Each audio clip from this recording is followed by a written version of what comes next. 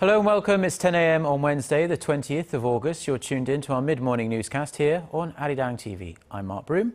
Let's take a look at what's making the headlines. The bereaved families of the victims of April's ferry sinking have rejected a deal reached by rival parties to pass a bill on uncovering the truth about the disaster. The family's opposition is expected to further delay the passage of the bill. President Park Geun-hye says she hopes North Korea will accept her proposal to expand cooperative projects to improve frosty ties and eventually lay the groundwork for unification. Plus, the Islamic State has released a video that purports to show the beheading of American photojournalist James Foley, who has been missing since 2012. Our top story this morning, the passage of a bill aimed at uncovering the truth about the Sewol-ho ferry sinking could be delayed yet again, after family members of the victims said they could not accept a bipartisan agreement which was reached on Tuesday by Korea's ruling and main opposition parties. Our Kwon Soa starts us off. The deal struck on Tuesday by the country's two main parties on the Sewol-ho ferry bill will likely need to be tweaked. Saenuri Party floor leader Lee Wan-koo and his main opposition New Politics Alliance for Democracy counterpart Park Young-sun announced their agreement on the last day of the National Assembly's month-long extraordinary session with relieved smiles as the bill took weeks of wrangling. But the opposition party ended up having to hold another 5-hour-long meeting after the bereaved families rejected the bill.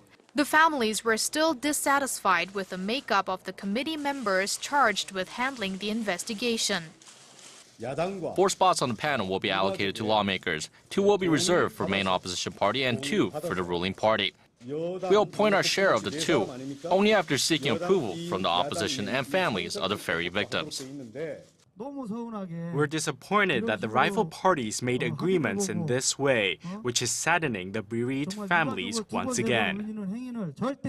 The majority of the opposition parties say the families' rejection means the bill cannot be passed, but a few members say there is no more time for delay.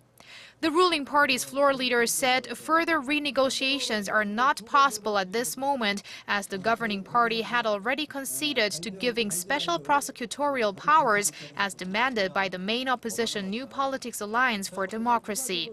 An extraordinary parliamentary session on the issue will be held Friday. Kwon Soa, ARIRANG News.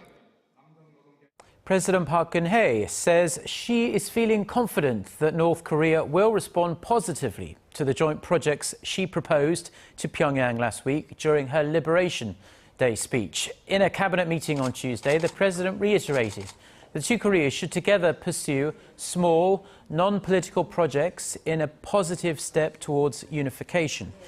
She suggested the two sides look into jointly managing rivers and forests that extend through both Koreas and launch a cultural project next year. Pyongyang, likely in protest against the joint Seoul-Washington military drills that are taking place over these weeks, hasn't responded to either the president's proposal or Seoul's offer for high-level talks. Now, with the 2014 Asian Games kicking off in the South Korean port city of Incheon in less than a month's time now, a delegation from North Korea's Olympic Committee arrived in South Korea late Tuesday for some pre-Games functions. The group is made up of 8 North Korean officials, including Yang Sung-ho, the president of the Korean University of Physical Education in Pyongyang. Now, arriving on a flight from Beijing, as you can see there, the officials were greeted by waiting reporters. They did have smiles on their faces, but they refused to do interviews. During his stay, the head of the delegation, Yang Sung-ho, will give a keynote speech and a presentation at a pre-Games event on this Wednesday. The delegation will also tour the main stadium and the athletes' village before leaving South Korea on Friday. Around 150 North Korean athletes will take part in the Incheon Asian Games, which run from September 19th through October 4th.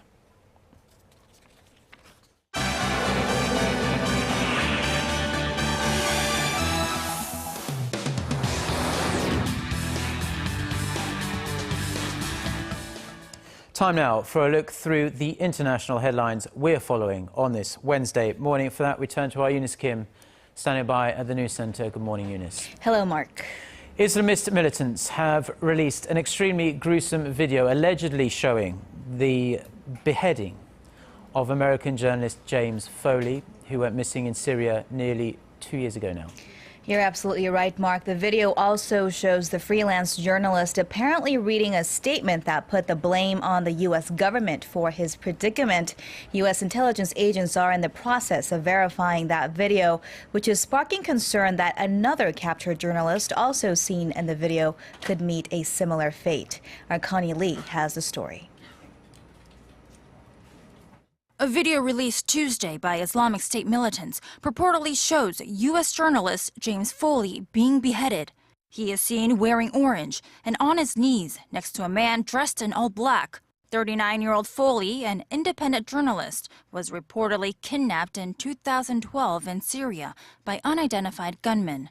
The video, titled A Message to America, starts off with part of a speech by President Barack Obama announcing that the U.S. was beginning targeted airstrikes in Iraq against the Islamic State, otherwise known as ISIS. The airstrikes were ordered to help the Iraqi and Kurdish forces take on the militants who were gaining ground and brutally killing thousands. The video then shows Mr. Foley reciting a statement, presumably forced by his captors, that his real killer is America. Soon after, he is killed. The video continues, showing another U.S. journalist named Steven Sotloff, with the gunman threatening to kill him too, saying that the life of this American citizen depends on the actions of President Obama. The authenticity of the video is currently being verified. A spokesperson for the White House National Security Council released a statement saying that the U.S. intelligence community is working as quickly as possible to determine the authenticity of the video. If genuine, we are appalled by the brutal murder of an innocent American journalist, and we express our deepest condolences to his family and friends. Mr. Foley had been reporting in the Middle East for the past 5 years until he disappeared while in northwest Syria in November 2012. Connie Lee, ARIRANG News. Heavy fighting has resumed on the Gaza Strip after a 24-hour ceasefire extension collapsed with new attacks hours before that truce was to expire. The Israeli military said it responded to fresh rocket fire from Gaza with airstrikes. It said 3 rockets landed in open fields near Beersheba, followed by 2 others in Netivot. Israeli negotiators pulled out of peace talks in Egypt as spokesman to the Israel Prime Minister Mark Regev called the rocket attack a grave and direct violation of the ceasefire. Hamas has denied sending those initial rockets into Israel. Palestinian medics say the renewed Israeli airstrikes killed a 2-year-old child and 2 others, while prompting thousands of Gazans to flee to UN shelters. 31 people were arrested in yet another night of demonstrations in Ferguson that ended in chaos. Captain Ron Johnson of the Missouri State Highway Patrol said a tiny minority of lawbreakers hailing from as far away as New York and California had instigated mayhem, setting 2 fires, throwing Molotov cocktails, and firing at police. He said police, heavily armed in riot gear, responded with tear gas and stun grenades, but fired no bullets. U.S. Attorney General Eric Holder is set to arrive in Ferguson Wednesday to lead the federal government's probe on the shooting. In a separate development this morning, another young African-American man was shot and killed by St. Louis police not far from Ferguson after brandishing a knife at officers. And Liberia's information minister says all 17 suspected Ebola patients who had fled their quarantine center when it came under fire this past weekend have been accounted for. Minister Louis Brown said they will undergo testing for the virus at JFK Hospital at the capital, as 3 infected African doctors who had been administered the last known doses of the experimental drug ZMapp were showing, quote, remarkable signs of improvement.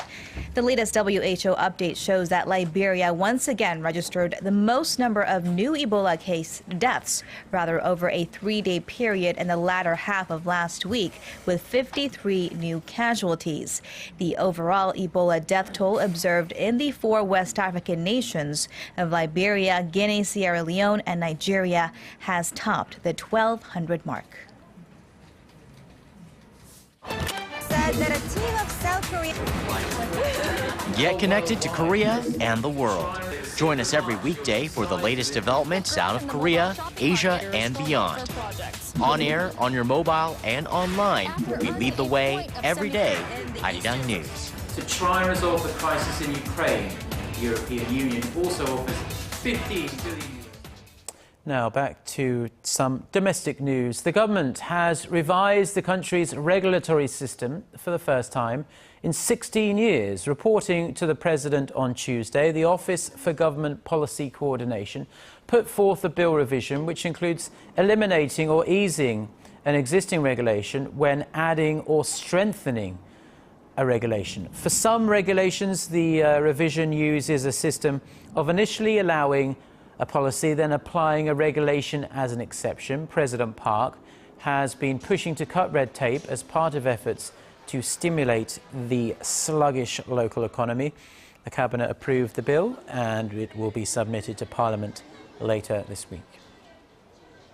Global ratings agency Fitch has retained its AA- credit rating for South Korea, maintaining its outlook at stable. The Finance Ministry said on Tuesday that Fitch had cited moderate government debt and sustained budget surpluses as the reasons behind its decision.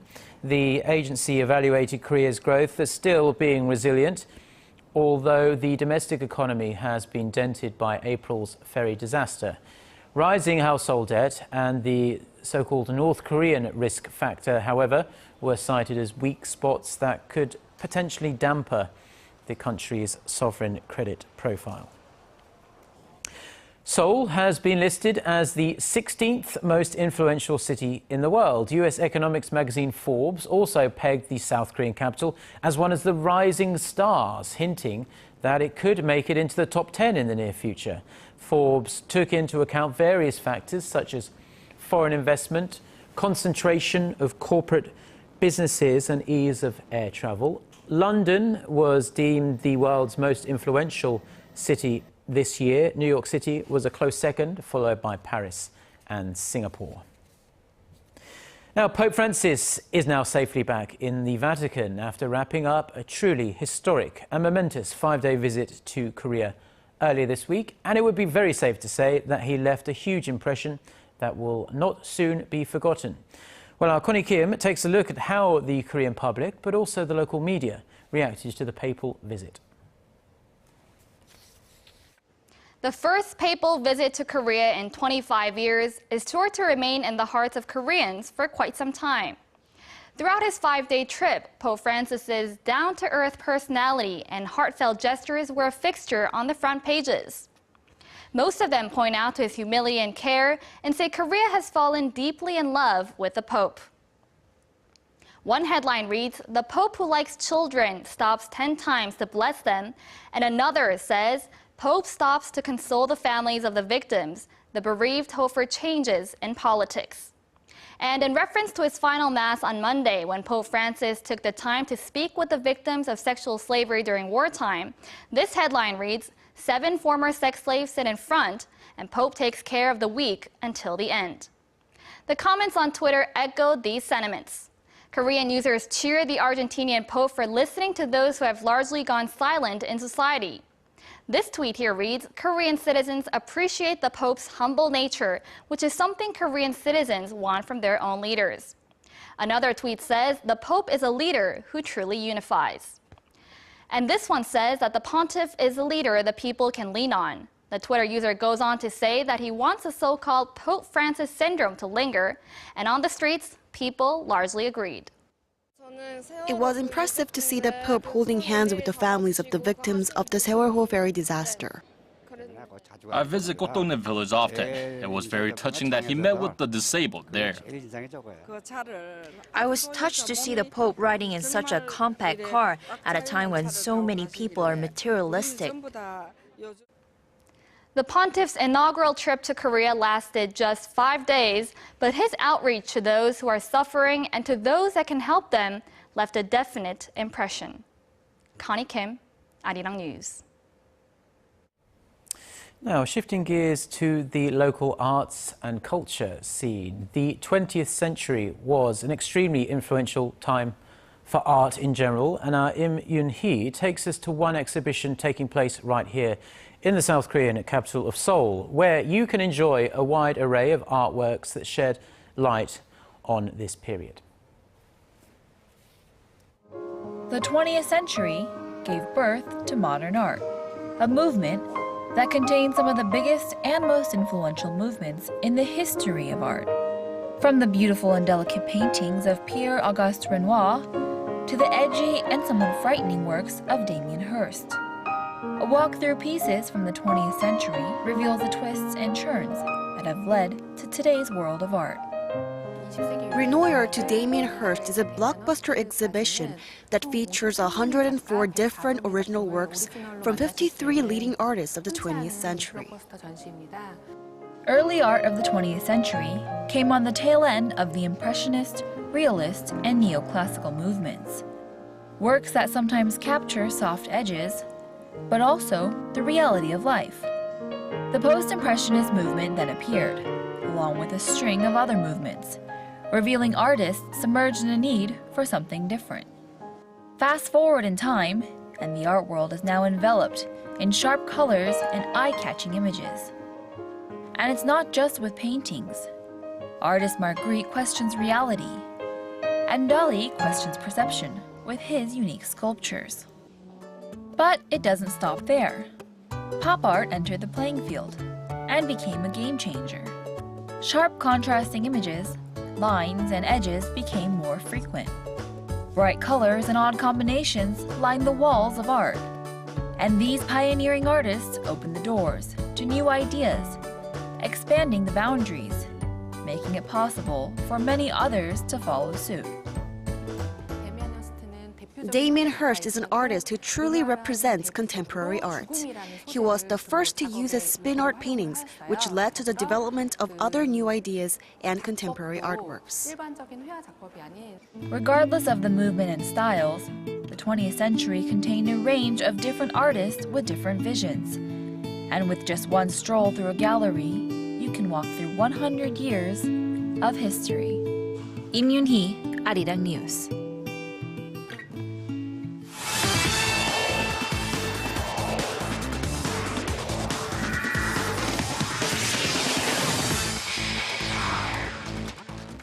And a good Wednesday morning to you all as we kick things off in the LPGA, where South Korea's Park In-bi is closing in on Stacey Lewis for the top ranking in women's golf. The five-time tour major winner, who recently won the 2014 Wegmans LPGA Classic, moved up a spot in the latest world rankings and has surpassed Lydia Ko for the #2 ranking.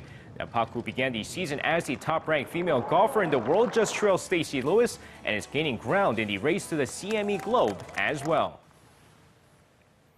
And now moving over to the men's and women's Korean national football team set to compete in the upcoming Incheon Asian Games. Now on Tuesday, the top seeds were announced and both teams were given the top seeds for the tournament. Now as for the men's team, they were given the top seed along with Japan, the UAE, Iran, North Korea, Uzbekistan, Oman, and Thailand, while the women's team were seeded along with Japan and North Korea. The men's tournament will consist of 30 nations, while the women's tournament will feature just 11. Meanwhile, the group stage drawing will take place on Thursday in Incheon.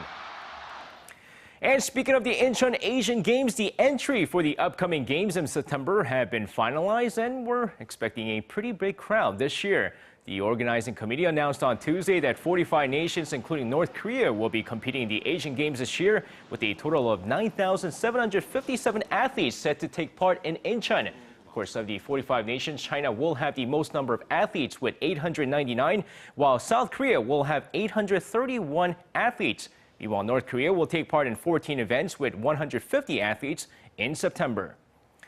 And now moving over to some Tuesday night KBO action as the Samsung Lions and the Kia Tigers were rained out last night, but the Hanwha Eagles beat the Lotte Giants 10-7 with the Tucson Bears rallying back to beat the SK Wyverns 12-6. Meanwhile, let's take a look at the two rivals square off as the LG Twins take on the Nexen Heroes. And now going into the game here, bottom of the first, Park Byung-ho, holy cow, a two-run shot, number 40 on the season, as he becomes the sixth Korean slugger to hit 40 in a single season. Meanwhile, second inning, more from Nexen this time. Park Dong-won with an RBI single to left makes it 3-0 before Lee Tae-keun grounds one to short, but an E6 brings home Moon Woo-ram, and it's now 4-0. But here come the LG Twins in the third. Chung Sung-hoon deep to left, a two-run shot, and it's 4-2. Not done yet. Park Young-taek this time, and there it goes. Gone, another two-run shot, and we're tied 4-4. Fast forward to the sixth inning, game tie 5-5. Oh Ji-hwan RBI single to center, and the LG Twins take the lead 6-5 before adding an insurance run in the ninth inning as they come back to win this one 7-5. And now finishing things off in Formula One racing, if you haven't heard of Max Verstappen just yet, well, you will soon, as he's set to become the youngest Formula One driver next season. Now 16-year-old Max Verstappen, who will turn 17 in September, is set to become the youngest F1 driver when he joins the top-tier racing competition next season. The former karting world champion will be part of Red Bull Racing and, interestingly enough, still needs to pass his driving test. And that's going to wrap it up for me. This has been SJ. Have a great rest of the day and see you guys again for your sports needs.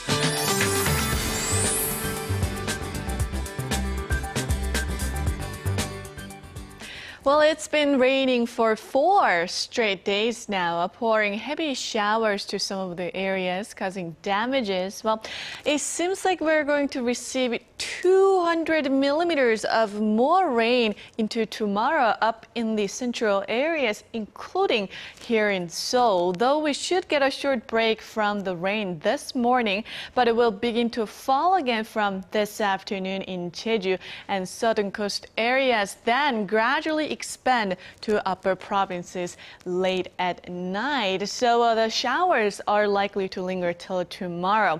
And the cloud cover will continue through today, and daytime highs should be a bit higher than yesterday. So let's take a closer look at those temperatures.